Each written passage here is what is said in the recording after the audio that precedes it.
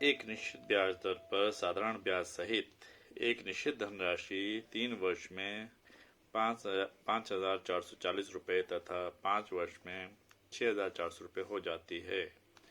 धनराशि तथा ब्याज दर ज्ञात कीजिए।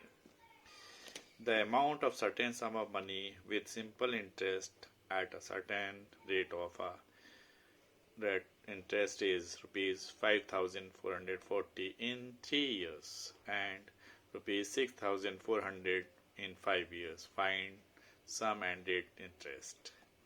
अब यहाँ गिवन है हमें given amount after 3 years is equal rupees 5,440. Amount after 5 years is equal to 6,400. अब इन 2 साल के बीच में डिफरेंस जो है वो सिंपल इंटरेस्ट के बराबर होता है, क्योंकि सिंपल इंटरेस्ट हर साल एक सा रहता है, यानी first year, second year, third year, इसी अमाउंट के ऊपर सेम इंटरेस्ट मिलता है। सिंपल इंटरेस्ट फॉर 2 years जो हो जाएगा इन दोनों का डिफरेंस से हो जाएगा, यानी कि 64005440,960 के बराबर हो गया। तो ये 2 साल का इंटरेस्ट आ गया। तो 1 year का इंटरेस्ट कितना होगा, उसका हाफ कर देंगे, तो simple interest for 1 year is equal to rupees 480। इसको डिवाइड कर दिया हमने, तो यहाँ मिल गया हमें 480 के बराबर। अब उसके बाद हमने 1 year का निकाल लिया। उसके बाद जाते हैं हम 3 years के लिए, क्योंकि अमाउंट भी हमें 3 years गिवन है।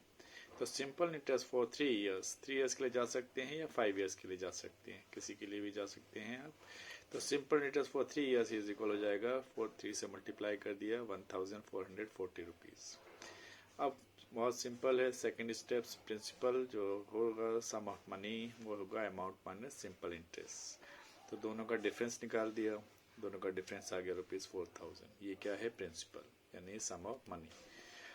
अब उस सम ऑफ मनी के ऊपर रेट ऑफ इंटरेस्ट हमें निकालना है। तो रेट ऑफ इंटरेस्ट क्या होता है, simple interest multiply by 100 principal into time के बराबर होता है।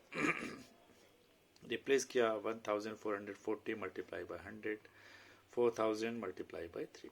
इसको कैंसिल करके सिंप्लीफाई किया तो ये आ गया 12%। तो हैंस प्रिंसिपल जो है वो हमारा रुपीज़ 4,000 हो गया और रेट ऑफ इंटरेस्ट जो है वो 12%। Thank you.